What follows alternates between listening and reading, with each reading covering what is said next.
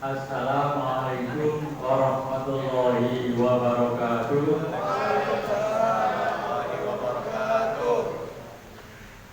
Masuk maghrib nanti jam 17:22 kira-kira. Masih cukup waktu, maka mari kita bahas bersama lembar yang telah kami bagikan.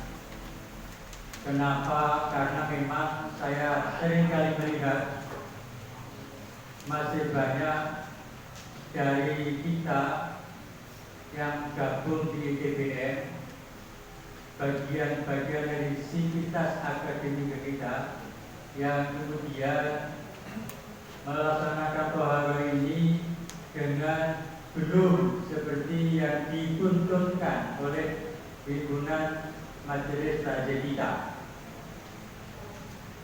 Ini kami berharap agar dengan lembar yang telah dibagikan, meskipun nanti bisa ditelaah dibaca di rumah, tetapi secukupnya waktu akan kami jelaskan di sini. Tolong nanti lembar itu jangan dibuang, tetapi disimpan yang bagus. Kalau perlu taruh almari, manakala diperlukan dibuka untuk kemudian dilaksanakan dengan benar. Sepisan maneh ojo dibuang, ojo dibuang. Saya masih pernah melihat itu di antara kita yang berwudu itu misalnya membasuh tangan itu kanan kiri, kanan kiri, kanan kiri, padahal tidak seperti itu. Mari kita lihat bersama. Ini pun juga sesuai dengan apa yang telah disampaikan oleh Warik 2, yaitu Bapak Fatul, bahwa pada suatu sesi ditekankan oleh pemateri bahwa AIK itu tidak hanya untuk mahasiswa. AIK tidak hanya untuk mahasiswa, tetapi untuk seluruh sivitas, baik itu tenaga pengajar dosen maupun juga pimpinan perguruan tinggi, bahkan tenaga administrasi yang ada. Itu harus mewujudkan AIK di dalam mewujudkan tuntunan agama. Poin nomor A sangat jelas itu bahwa masalah-masalah yang terkait dengan masalah tuntunan beragama di dalam memahami, menghayati dan mengamalkannya itu telah ditetapkan oleh majelis takjid kita yang dibentuk tahun 1927. Muhammadiyah sebagai organisasi yang melaksanakan purifikasi, tentu apa yang ditetapkan di tahun 1927 dan seterusnya itu akan senantiasa mengalami perkembangan. Oleh karena itu, kalau kita lihat poin A nomor 2 itu putusan takjid itu bersifat terbuka, bahkan menerima kritik. Kalau memang ada dalil yang lebih roji, yang lebih kuat, maka ada juga yang kemudian diputuskan pada munas takjid berikutnya untuk dirubah. Merubahnya bukan oleh perorang, tetapi oleh Musyawarah Nasional Takjid. Contoh,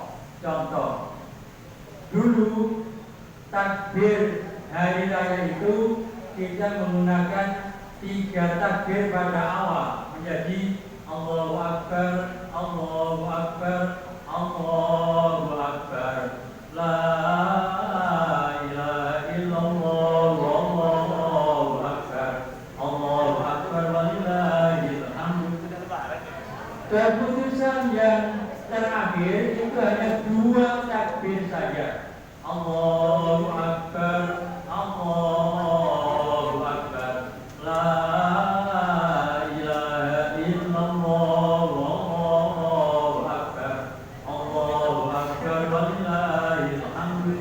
Ini salah satu contoh bahwa memang yang telah diputuskan pada awal bisa ditinjau kembali, kemudian disesuaikan dengan yang lebih kuat tadi. Itu yang nomor 2. Nomor 3, bersifat toleran, tidak menghakimi, tidak menyalahkan pendapat lain, asal pendapat itu juga ada dalilnya.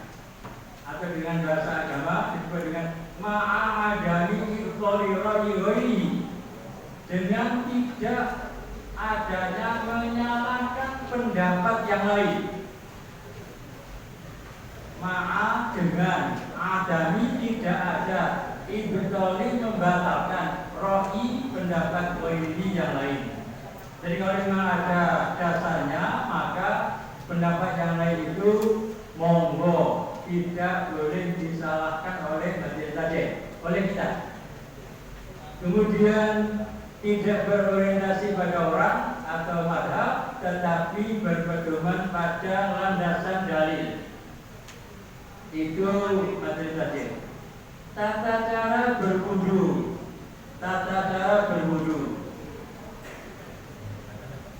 yang paling awal, bersihkan tangan telapaknya dan punggungnya itu, atau juga bagian yang akan dibasuh dari hal-hal yang akan menghalangi. Barangkali ada sesuatu zat yang menghalangi sampainya air ke kulit, misalnya minyak, misalnya getah, pulut, oli, itu hilangkan dulu. Sebelum berwudu, hilangkan dulu itu. Kalau pas kerja pinggir agak sulit memang itu. Olinya cekat banget nih, sehingga usahakan pokoknya bisa nantinya airnya tidak terhalang tempat ke kulit. Kemudian nomor 1, membaca Bismillahirrahmanirrahim dengan ikhlas niat karena Allah semata. Niatnya dalam hati, semata-mata hanya karena Allah. Walaupun barangkali ada yang niatnya itu dengan niat yang dijaharkan, monggo saja. Tetapi hati itu menetapkan bahwa niatnya dalam hati. Jadi dia menggunakan nawaitu rafal hadas itu tidak. Kalau yang pakai itu monggo saja karena diyakini itu benarnya. Yang kedua, membasuh telapak dan punggung tangan 3 kali. Yang ketiga, berkumur, bersihkan rongga mulut 3 kali. Ini kalau sedang tidak berpuasa. Kalau sedang berpuasa, sesungguhnya kalau bisa meyakinkan bahwa tidak akan ada air yang masuk ke dalam rongga mulut, ke dalam kerongkongan, maka boleh saja berkumur. Pagi sehabis sahur kita itu menggosok gigi, bahkan pakai tapal gigi, nggak apa-apa asal meyakinkan bisa tidak akan ada air yang masuk di kerongkongan, boleh saja. Yang keempat, membersihkan 2 rongga hidung. Ada yang menyebut bahwa itu istinsyak dan istinsyar, menghirup air ke hidung kemudian menyemprotkan kembali. Tetapi agak sulit. Ojo-ojo kata ini disemprotkan malah mebu ya. Kita itu membersihkan lubang hidung secukupnya ya. Agak sulit untuk bisa istinsak, dan istinsak itu sulit sekali. Ini sangat manfaat, bahkan agama dari Islam bahwa beruntunglah jadi muslim, karena ketika kita harus menjauhi virus corona, maka ada ritual dengan cara membersihkan lubang hidung yang mungkin akan ada virus yang bertengger di situ. Kemudian yang kelima, membasuh wajah secara sempurna. Maksudnya sempurna, silakan sampai ke bersihkan sudut-sudut mata. Siapa tahu sudut mata ada penunggunya. Kadang kalau kita sakit mata itu ada penunggu sudut mata. Bersihkan juga sudut mata itu supaya bersih betul. Kemudian yang keenam, membasuh 2 tangan sampai dengan siku. Saya sebut dengan sampai dengan, bukan hanya sampai siku, tapi sampai dengan siku. dalam pengertian bahwa sikunya ikut dibasah, sikunya ikut digosok, kanan 3 kali sampai siku, kiri juga 3 kali. Jangan kanan kiri kanan kiri, tapi kanan dulu 3, kemudian baru kiri juga 3. Yang ketujuh, mengusap kepala. Mohon Ustaz Iqbal untuk memberi contoh untuk mengusap kepala. Ke depan, silakan. Mengusap kepala. Yang ini kadang-kadang memang bervariasi sekali. Khusus untuk mengusap kepala. Tangan dibasah ya. Kemudian diusapkan dari depan ke belakang sampai tengkuk, balik lagi ke depan sampai depan lagi, langsung telunjuk masuk daun telinga, masuk ke lubang telinga. Ibu jari membasahi bagian belakang telinga. Ya, kalau ini air tangan dibasah, kemudian usapkan di depan rambut, ya, di rambut bagian depan, ke belakang, kemudian balik ke depan lagi, kemudian langsung telunjuk masuk lubang telinga. Ibu jari mengusap bagian belakang daun telinga. Ya, berapa kali? 1 kali saja. Langsung kita Iqbal bisa kembali. Kemudian yang ke-8, membasuh 2 kali sampai dengan, ini juga saya sebut sampai dengan, artinya polok itu, mata kaki itu ikut dibasah dan dibasuh. Jangan lupa ketika membasuh kaki itu juga kanan dulu 3 kali, baru kemudian kiri 3 kali. Tolong ketika membasuh kaki itu, salah satunya silakan di sela-sela jari kaki itu digosok. Bagi yang malas mencuci kaos kaki, biasanya kaki itu menjadi tidak karuan baunya, karena itu digosok. Di sela-sela dari kaki digosok supaya tidak bau lagi. Kemudian yang ke-9, membaca kelima syahadat berikut. Bisa setelah syahadat ini harus, kemudian dilanjut dengan doa yang lain. Misalnya, Allahumma ja'alni minat tawabina, wa ja'alni minat tawabina, wa ja'alni minat tawabina, itu boleh. Tetapi bacaan pokok ini jangan ditinggalkan. Saya temukan juga ini di hadis yang ada di Bulughul Maram, ada sebutan kalimat syahadat ini. Syahadatnya lengkap, asyhadu an la ilaha illallah wahdahu la syarika lah, wa asyhadu anna Muhammadan abduhu wa rasuluh. Saya ulangi, asyhadu an la ilaha illallah wahdahu la syarika lah, wa asyhadu anna Muhammadan abduhu wa rasuluh. Mau ditambah doa yang lain boleh. Nomor C, tata cara mandi wajib. Mandi wajib ini lihat catatan di bawah. Disebabkan oleh keluar sperma apapun sebabnya, untuk utamanya laki-laki, barangkali juga untuk wanita. Saya pernah membaca bahwa wanita juga ada yang keluar tapi ovum. Ketika itu sahabatnya muncak, bisa ada ovum. Oleh karena itu sperma yang mungkin juga boleh ovum. Kemudian yang kedua, selesai menstruasi dan nifas untuk yang baru melahirkan. Kemudian setelah hubungan suami istri, kemudian ketika baru masuk Islam, wong sing mlaune Hindu masuk Islam, begitu pertama bersyahadat, kemudian mandi wajib. Mandi wajib. Kalau barangkali ada tetangga yang semula itu masih belum Islam, apakah itu agamanya, kemudian menyatakan masuk Islam, begitu syahadat, mandi wajib. Nah, caranya 1, cuci 2 tangan dengan sabun, badan dan seterusnya, niat ikhlas karena Allah. Sama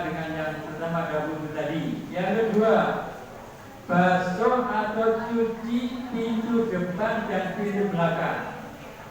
Pintu depan itu kubul, pintu belakang itu dubur. Itu dibersihkan juga. Siapa tahu ada sisa-sisa kotoran yang nempel di kedua pintu itu. Dengan sabun kemudian dibilas sekaligus, dibilas. Ada yang menyebut kalau dulu belum ada sabun mungkin dengan tanah, tapi dengan sabun bagus. Jangan menggunakan rampelas, jangan. Yang ketiga, berwudu seperti tata cara di atas. Tetapi kalimat syahadatnya dibaca setelah selesai mandi. Jangan membaca syahadat dulu. Syahadatnya setelah selesai mandi. Kemudian yang keempat, bersampo keramas seperti biasa. Bersampo, nanti membasahnya atau membersihkannya sampo bersama sabun yang di badan. Jadi guyur kepala, membersihkan sampo sambil membersihkan sabun yang ada di badan. Tolong ketika membersihkan badan jangan sampai nyentuh pintu. Usahakan jangan nyentuh pintu, baik depan maupun belakang. Kemudian siram air di kepala dengan 3 kali, kemudian kiri 3 kali. Guyurkan yang keenam, guyurkan air ke seluruh tubuh. Dahulukan sisi kanan 3 kali, kemudian kiri 3 kali. Bersabun kemudian dibilas sampai airnya bersih, termasuk kepala tadi. Mungkin setelah agak bersih juga itu sapu. Kalau ada yang biasa menggunakan kondisioner untuk menyempurnakan kelembutan rambut, setelah sapu bersih tumpangi dengan kondisioner, bagus juga. Kemudian yang ketujuh, akhiri dengan menyiram kedua kaki kanan dulu 3 kali, kemudian kiri juga 3 kali. Dan kemudian tolong jangan boros air, jangan boros air. Dengan memahami seperti ini maka berbeda jauh antara mandi wajib dengan mandi anjur kali, beda dong. Kalau ada yang mandi di sungai silakan, dan itu mandi wajib. Prosedur ini diikuti juga seperti itu. Jangan langsung manjur, itu tidak boleh. Boleh kan? Tidak prosedural. Boleh kan Pak? Tertibnya kurang. Kalau UAS ngomongnya langsung boleh Pak, langsung nyebur kayak gitu. Iya, tapi pakai niat. proses awalnya harus dijebur dulu. Oh, iya. Berwudunya juga sebagainya. Kalau Abdul Somad ngomongnya langsung nyebur boleh, tapi niat langsung gitu. Ya, ini tidak prosedural, tidak prosedural itu namanya. Tidak ada tertib gitu. Kalau langsung nyebur semua. Baik, catatan B. Dengan mandi wajib seperti di atas, bila akan sholat tidak perlu berwudu lagi kecuali bila kedatangan hadas. Habis mandi kemudian keluar angin. Habis mandi kedua kemudian ke ceprit ini. Kecilin ya. Kencing sedikit itu Pak. Saya harus berwudu, Kalau yakin bahwa habis mandi itu tidak ada yang membatalkan wudu, maka habis mandi wajib membaca syahadat pada akhir mandi itu, kemudian tidak usah berwudu ketika akan sholat, karena tadi sebelum mengguyurkan air ke seluruh tubuh sudah didahului dengan wudu. Tayamum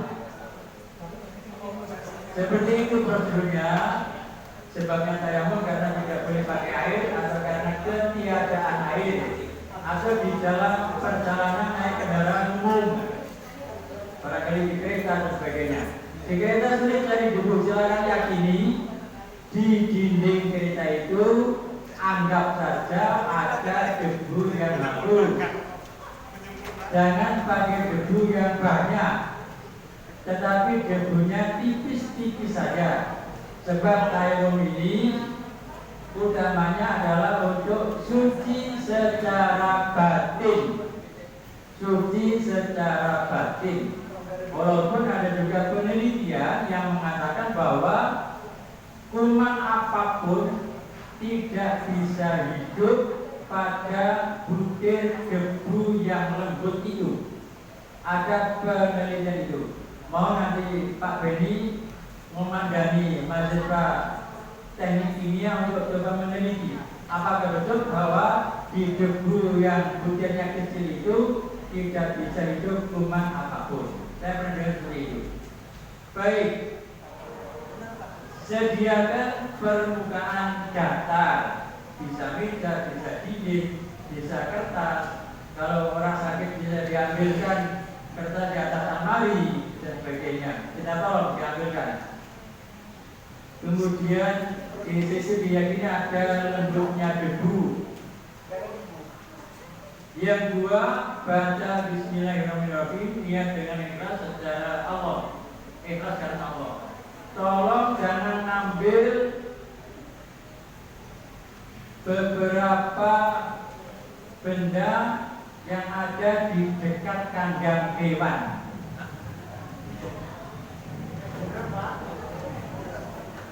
Kandang sapi, kandang ayam, kandang kambing, jangan ambil di situ.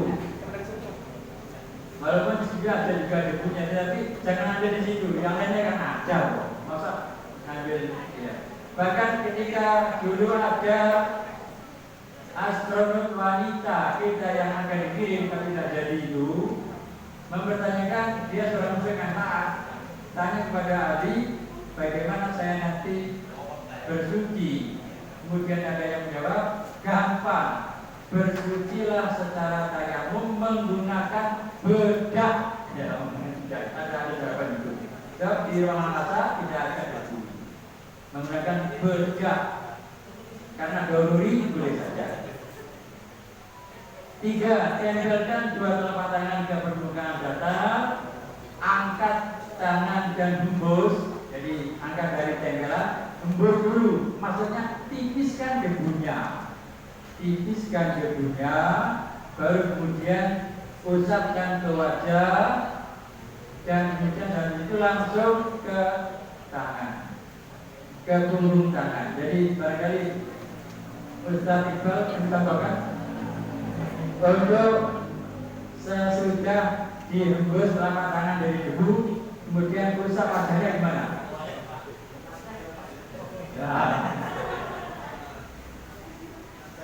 Ya, itu nempel ya. Dihembus dulu ya, diketek juga boleh. Kemudian usapkan ke wajah. Ya, terus langsung ke tangan, punggung tangan dia. Punggung tangan kanan diusap pakai telapak tangan kiri, kemudian gantian punggung tangan kiri diusap pakai telapak tangan kanan. Tidak usah berkumur pakai debu, tidak usah. Baik, terima kasih Ustaz Iqbal. Kemudian yang keempat, membaca kalimat syahadat seperti sesudah berwudu tadi.